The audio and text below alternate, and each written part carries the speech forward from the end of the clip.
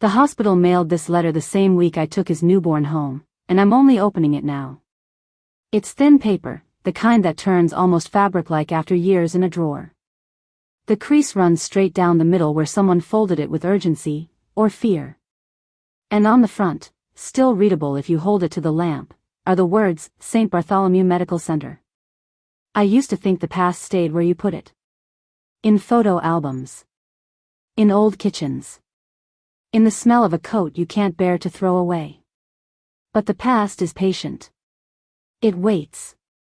And sometimes, it shows up as an envelope you never meant to see again. My name is Ruth. I'm a grandmother now. My hands shake in small ways they never used to. And tonight, sitting at my own table with my house asleep around me, I'm going to tell you what that letter was trying to say, what it would have changed, why I raised his child, and why the truth still feels like it could crack the floor beneath me. Because for decades, I raised a little girl under one truth. One simple sentence I repeated until it sounded like a prayer. And the letter in my hands says that sentence was never the whole story. What makes someone a real parent, anyway? Blood? Paper? A last name on a form? Or the person who gets up at 3:12 a.m. when the baby's cry turns strange and you can't tell if it's hunger or pain? Stay with me. Before this night is over, I'll read you the words the hospital tried to put in my hands, and I'll tell you the moment I decided to take a newborn home without all the facts. Because the truth is, I didn't raise her because I was assigned to. I raised her because I was the only one left in the room who could say yes. And the man you keep hearing as him, the man this title belongs to, his name was Daniel Mercer. He was the kind of man who always smelled like outdoors. Cedar, motor oil, wind. The kind of laugh that arrived before he did. And the kind of love that doesn't stop just because life gets ugly. But I'm getting ahead of myself. First, you need to see the envelope the way I see it, like a door I've been afraid to open for 25 years. I found it 2 weeks ago, after my sister-in-law, May, passed and her son asked me to help clean out her things. May kept everything. Rubber-banded receipts. Christmas cards from people long dead. Tiny keys nobody remembered what they unlocked. And in the back of her closet, inside a shoebox labeled, Important, Hospital, was this envelope. Unopened. Unanswered. My name, Ruth Mercer, typed cleanly across the front. My old address from the rental house on Ash Street. The address where I lived the year Emma was born. Emma. That's her name. The baby I raised. The child who made me a mother and then, later, made me a grandmother. When I saw the envelope, my first thought was childish and immediate, this isn't mine. My second thought was worse, someone made sure it never got to me. Have you ever held something that felt heavier than it should? Like paper with a heartbeat? That's what it felt like the years inside it were pressing against my fingers. I didn't open it right away. I carried it home like it might leak. I put it under a stack of placemats. I slid it between cookbooks. I told myself I'd open it after dinner or when I had the house quiet. But quiet is dangerous when you've spent your whole life outrunning a question. So tonight, I'm answering it. And to understand what that letter means, you have to go back to one night at St. Bartholomew. A night that smelled like antiseptic and rain. It was late March. The kind of spring that hasn't decided yet. Cold enough to sting, warm enough to trick you into leaving without a proper coat. Daniel and I weren't married. Not yet. We'd been circling the idea like two people afraid to jinx it. I'd been married once before, briefly, badly, and when it ended, I swore I'd never hand my heart over again. Then Daniel showed up with that laugh and those steady hands. And I did the thing I said I'd never do. I believed in a future. We lived in a small rental on Ash Street. Paint peeling on the porch rail. One of those houses where the floor creaks like it's telling on you. And that night, we were supposed to be asleep. We both worked early, him at the plant, me at the elementary school cafeteria. The phone rang at 11:47 p.m. Back then, a phone ringing that late didn't mean a casual chat. It meant something was wrong. Daniel answered. I watched his face change, like someone turned the lights out inside him. He covered the receiver and whispered, "It's Lila." Lila was his past. His mistake. His unfinished business. She was younger than us, sharp-edged, always looking like she'd just put out a cigarette even when she hadn't. She was also pregnant. Very pregnant. And Daniel, whether by guilt or loyalty or something he never explained, had been helping her. Quietly. "She's at St. Bart's," he said into the phone, voice tight. "What do you mean, she's bleeding?" I sat up so fast the sheet tangled around my legs. I didn't ask if I should go. I just started pulling on jeans with shaking hands. Because here's the truth I don't say out loud very often, I wanted a baby. But my body had made its decision years earlier, and it was no. So when I heard hospital and baby in the same sentence, my heart did something reckless. It leaned forward. We drove through rain so hard the wipers couldn't keep up. Daniel's knuckles were white on the steering wheel. He kept saying, "Just hold on. Just hold on," like he could say the world into behaving. What do you do when the person you love is racing toward a problem you didn't create, and you're in the passenger seat with no brakes? St. Bartholomew was a brick building that always looked tired, even in daylight. That night it looked like a ship taking on water. Inside, the air hit us, antiseptic, damp coats, coffee that had burned hours ago. The waiting room was mostly empty, but the labor floor was not. A nurse pointed Daniel down the hall before he even finished saying Lila's name.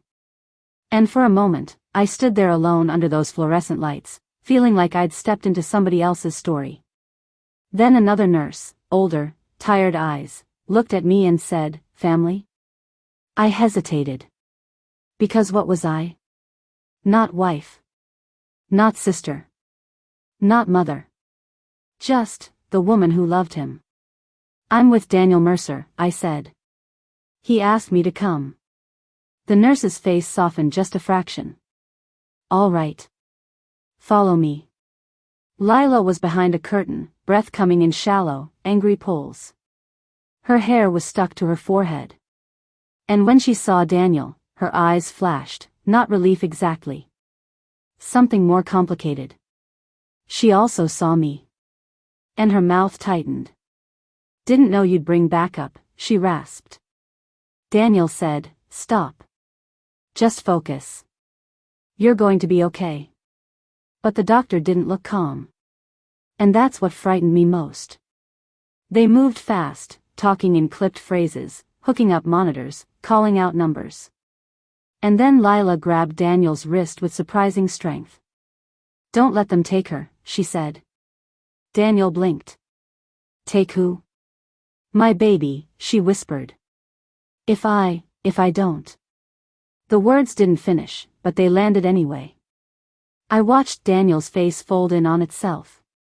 He looked like a man being handed a storm in a paper cup. The doctor said, "We need consent for an emergency procedure." And Daniel said, "Yes. Whatever you need." Then the nurse turned to me. "We may need someone in the waiting area for paperwork." Paperwork. Even then, even in panic, the world wanted signatures. And I followed her out, because it was something I could do with my hands while my heart ran wild. In the hallway, Daniel caught my arm. His voice dropped low. "Ruth, if anything happens." "What?" I whispered, afraid to breathe. He swallowed. "I don't know if she's mine." That sentence, those 8 words, are the first crack in everything. I stared at him. "What are you saying?" He looked at the floor like it might give him an answer. "Lila and it was messy. She said it's mine. Then she said maybe not. Then she said it is again. And now?" I asked. "Now there's a baby coming," he said, voice rough. "And she's terrified. And I can't leave her alone in there." He squeezed my hand once, hard, like he was trying to transfer courage through skin. "Whatever happens, I need you to listen. I need you to do the right thing." What's the right thing when there are no clean choices? Before I could answer, a nurse called his name, and Daniel disappeared behind the curtain again. And I was left holding a question with no place to set it down. They put me in a small side room with a metal chair and a clipboard. The forms were thick. Consent. Emergency contact. A line that asked father's name, and a line that asked legal guardian if father unavailable. My stomach turned. I heard raised voices down the hall. Quick footsteps. A cart rolling fast. And then, sudden quiet, like the hospital held its breath. A doctor came in. He wasn't looking at the clipboard.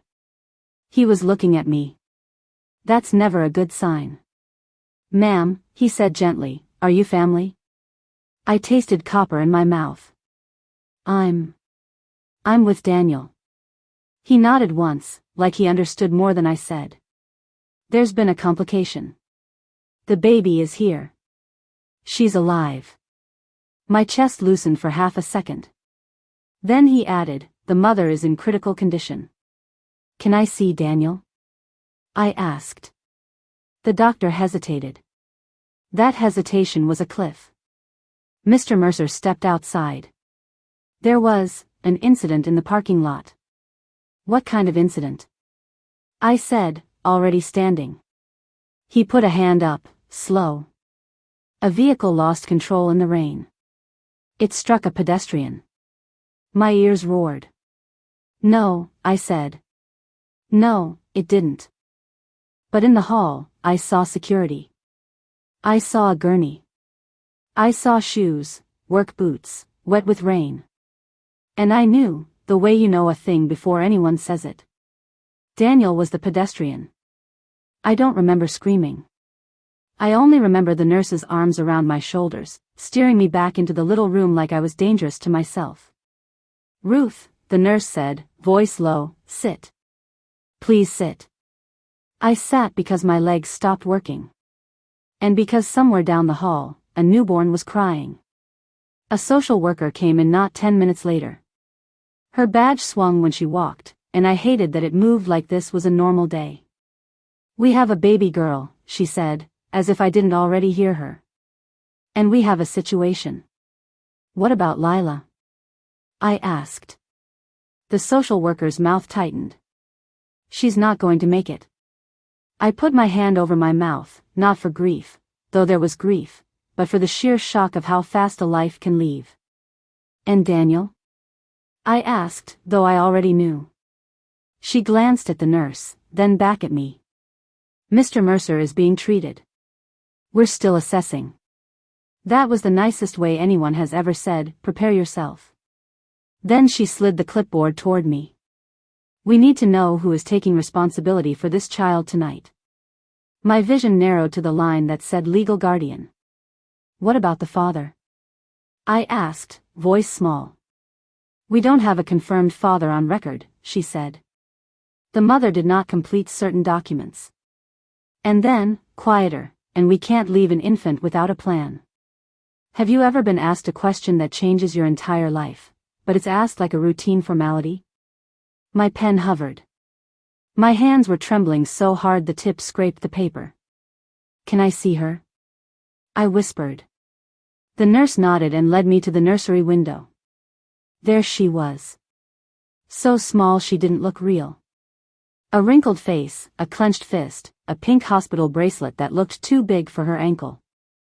Her cry was thin, like a kitten's. And when she opened her mouth, her chin quivered with effort, like life itself was work. Something in me broke open. Not sadness. Not even joy. Something older. Something instinctive. Love doesn't ask permission, it just shows up. The nurse said, "She needs skin to skin if you're able." So they sat me in a chair and placed that baby against my chest. Her warmth was startling. Her weight was almost nothing. She smelled like milk and new beginnings and the sharp clean of hospital soap. And when she settled, when her tiny body relaxed against mine, I looked down at her and thought, "I can't let you become paperwork." I went back to the side room and signed the line. Ruth Mercer. Legal guardian. Temporary custody pending confirmation. The social worker exhaled, relieved. Thank you, she said. We'll be in touch with next steps. What next steps? I asked. She paused. There are tests. There are filings. There is a letter. I didn't understand then what she meant. Because by sunrise, Daniel was gone. And by noon, Lila was gone too. And the baby, Emma, was released into my arms with a car seat I'd never practiced buckling. Do you know what it's like to leave a hospital with a newborn when you didn't go in pregnant? You feel like the doors should lock behind you. Like someone should stop you and say, "Ma'am, this can't be right." But nobody stopped me. The automatic doors opened. The rain had turned to mist. And I walked into my life. And that's where the letter should have entered the story. 2 weeks later, I was back at Ash Street with a bassinet borrowed from a neighbor and bottles lined up like soldiers on the counter. Every noise in that house sounded louder. The refrigerator hum. The floorboards. The wind tapping the window. Emma woke every 2 hours. Sometimes every hour. And when she cried, I'd pace the living room in my sock feet until my calves burned. I had never been so exhausted in my life. And I had never been so afraid of failing someone who couldn't speak. That's when May came around more. Daniel's sister. She brought casseroles. She brought diapers. She brought a face that looked supportive, but her eyes always went sharp when she studied Emma.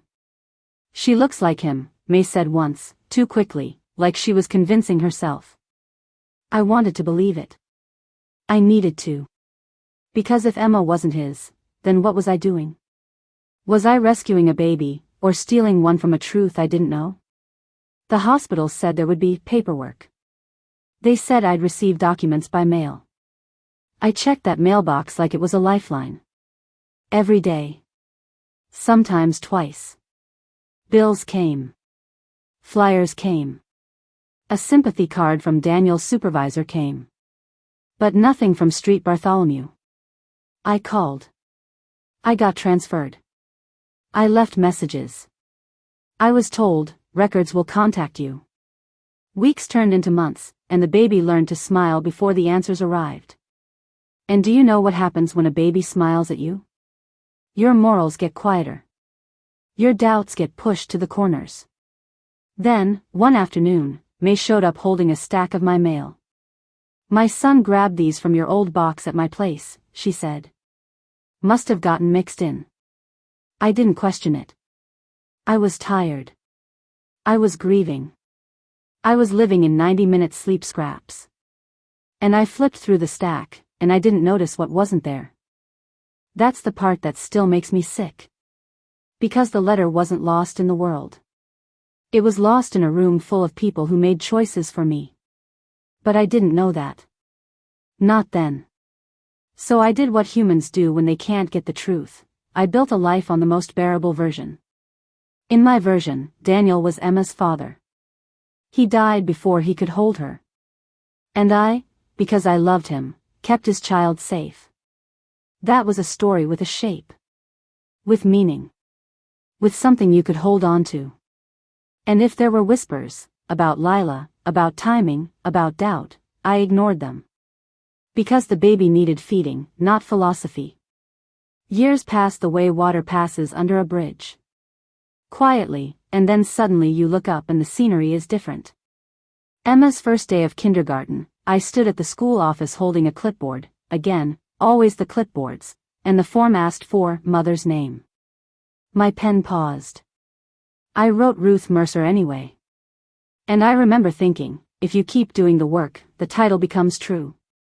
Isn't that how most families are built, one ordinary day at a time? When Emma was 7, she got a fever that climbed so fast I thought she might slip away. That night I sat on the bathroom floor with her head in my lap, pressing a cool washcloth to her forehead and whispering, "Stay with me. Please." I didn't whisper Daniel's name. I didn't whisper Lila's. I whispered mine, because I was the one there. When she was 13, she found Daniel's old flannel in a box and put it on like a costume. The sleeves swallowed her hands. She looked in the mirror and said, "Do I look like him?" I said, "You have his eyes." And she smiled like that settled something in her. But later, alone, I stared at her school pictures and wondered if I'd been painting his face onto hers out of need. When she was 16, she screamed at me in the kitchen because I wouldn't let her go to a party with seniors. "Who are you to tell me what to do?" she shouted. "You're not even." She stopped herself. Her face went pale, like she'd heard her own words and couldn't take them back. The room went so quiet I could hear the refrigerator click.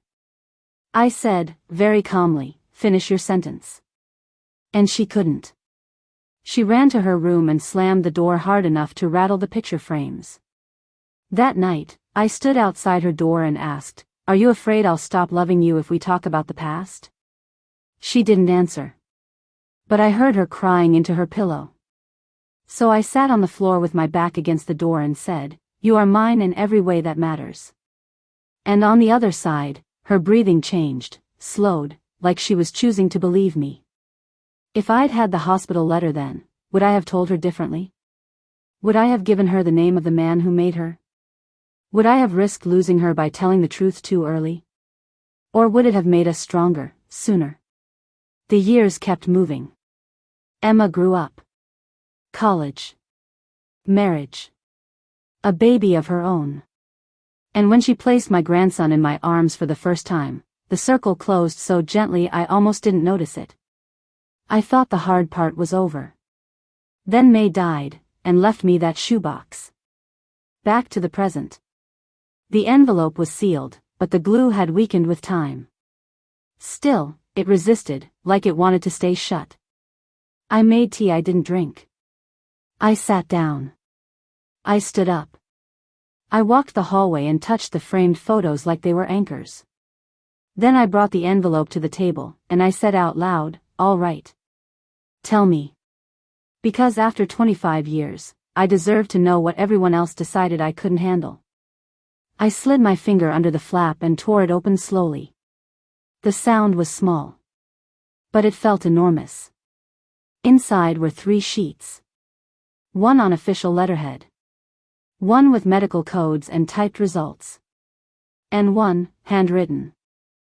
The first page began, "Dear Ms. Mercer, we are writing regarding infant Emma L., born March 28th. My throat tightened at her name. Even in ink, she was real. The next line said, "Enclosed please find the results of the paternity test authorized by Mr. Daniel Mercer prior to his passing." I read that sentence 3 times before it made sense. Paternity test. Authorized by Daniel. Prior to his passing. Daniel had ordered a test. Daniel had planned ahead. Daniel had made moves in the world while I was still trying to stand upright. I turned the page. The typed results were cold and clean and merciless. Probability of paternity, 0%. Do you know what it feels like to have your whole life corrected by a number? My ears rang. My hands went numb. Emma was not his. Not by blood. Not by the rules people like to use when they want a simple answer. For a moment, I could only stare at the paper. Like if I stared long enough, the letters would rearrange into something kinder. But they didn't. Then I saw the 3rd sheet, the handwritten one. My heart recognized his handwriting before my mind did. The slant, the pressure, the way he crossed his T's like he was underlining life. "Ruth," it began. That single word, my name in his hand, made me gasp like I'd been underwater. And then I read. He wrote, "If you're reading this, it means I didn't get to fix what I broke. I'm sorry. I asked for the test because I needed the truth. But I also need you to know something harder. She might not be mine by blood. But she is mine by promise." Daniel wrote that Lila confessed in the delivery room, between contractions and panic, that the baby's biological father was a man named Scott Weaver, someone she'd been seeing before Daniel came back into her life. Daniel wrote that he was angry, yes. But when he heard Emma cry, when he saw her tiny fingers, anger didn't feel important anymore. He wrote, "I can't let her be nobody's." Then came the line that split me open. "Ruth, if the test says she isn't mine, please don't hand her to the state. Please don't let her become a file. If you can love her, do it. Not for me. For her." At the bottom he added, "I started adoption paperwork. May has the contact at the courthouse. She knows. May knows." My stomach dropped so hard I thought I might be sick right there at my own table. All those casseroles. All those looks. All those times she said, "She looks like him," like she was painting his face onto Emma with her words. May knew the test existed. May knew the truth could arrive. And May kept the letter. Why? To protect me? To protect Daniel's memory? Or to control the outcome, because she couldn't stand the idea of Emma being raised by anyone but family, even if family was only a story we told? The official letter continued beneath the results. It stated the hospital had attempted to locate Scott Weaver. Attempts unsuccessful.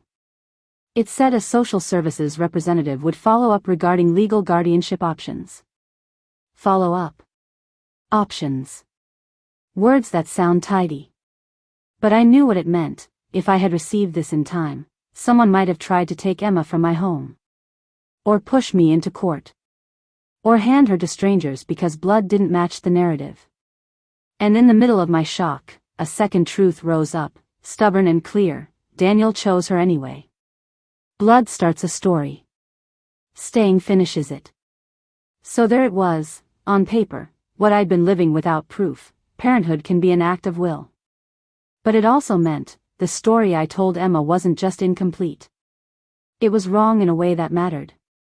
How do you tell your grown child, the man you grieved wasn't your biological father, without making them feel like their whole life is built on a trapdoor? And how do you tell them, he still wanted you, without sounding like you're trying to patch a hole with sentiment? I didn't sleep that night. I watched the dark fade into morning through the kitchen window, letters spread out like evidence. Every creak in the house sounded like footsteps coming to confront me. In the morning, Emma called. She didn't know. She said, "Mom, can you watch the baby Saturday? He's teething." She called me Mom. Like she always has. Like she always will. And I had to press my fingers to my eyes to keep from falling apart. Should I tell her on the phone? Should I wait? Should I bury the letter the way May did and pretend love is safer without facts? But secrets don't disappear. They just pick new owners. And I was tired of owning this one. So Saturday came, and Emma arrived with my grandson on her hip and a diaper bag slung over her shoulder like she'd done it 1,000 times. She looked like a mother. Confident. Busy. Real. We played on the living room rug while the baby gnawed on a rubber giraffe. And all the while, the envelope sat on the kitchen counter like a witness. Emma noticed it eventually. Of course she did. She's always been observant. "What's that?" she asked, pointing. My mouth went dry. Something that should have come a long time ago. She frowned. "From the hospital? How do you know?" I asked. She shrugged. "Because you look like you're about to faint. Do you ever realize your child has become the steady one? That the roles have quietly flipped?" I said, "Emma, I need you to sit with me." And she did, right at the table where I'd opened it. I slid the papers toward her, but I kept my palm over Daniel's handwritten note for one more second. Because that was the tender part. The part that could save us. Or hurt us deeper. "What is this?" she whispered. "It's about the night you were born," I said. "And about Daniel." Emma's face changed in slow motion, like her body knew before her mind did. "Did something happen that you never told me?" "Yes," I said. "And I'm sorry." I let her read the official results first. I watched her eyes move left to right, the way they used to when she practiced reading aloud as a little girl. Her brow furrowed. "Probability of, what?" She read again, then looked up at me, confused. Is this saying? I nodded once. It's saying Daniel wasn't your biological father. For a moment, she didn't react. Like her brain refused to accept a sentence with nowhere to set it down. Then her cheeks flushed, and her eyes filled too fast, like someone turned on a faucet. You lied, she said, but it wasn't accusation yet. It was grief trying to find a shape. I told you what I believed, I said. And what I needed to believe to survive that year. She looked down again, breathing harder. So who is my father? The letter says a name, Scott Weaver, I said. The hospital tried to find him. They couldn't. Emma's jaw tightened. So you just kept me? I flinched at the word kept, because it sounded like theft. Like I'd taken her the way someone takes a purse.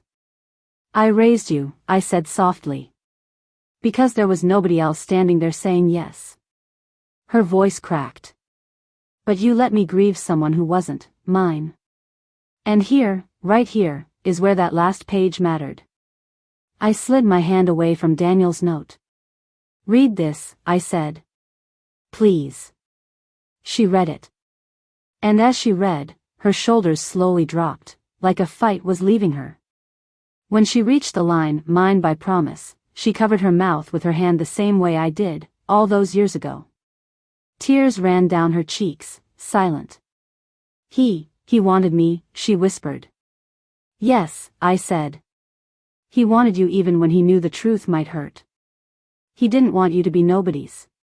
Emma stared at the handwriting like it was a doorway to a man she'd only met in stories. Why didn't I ever see this? I swallowed. Because it never reached me. And then, because lying had already cost us enough, I added, and because I think May stopped it. Emma's eyes snapped up. Aunt May? I nodded. It was in her closet. In a shoebox. Sealed. Anger flashed over Emma's face, hot, quick. All this time? Then the anger faltered, replaced by something sadder. Why would she do that? I shook my head. I don't know. Maybe she thought she was protecting Daniel's memory. Maybe she thought she was protecting you. Maybe, I exhaled. Maybe she was protecting her own idea of family. Emma sat back, stunned. The baby babbled on the floor like nothing in the world had changed.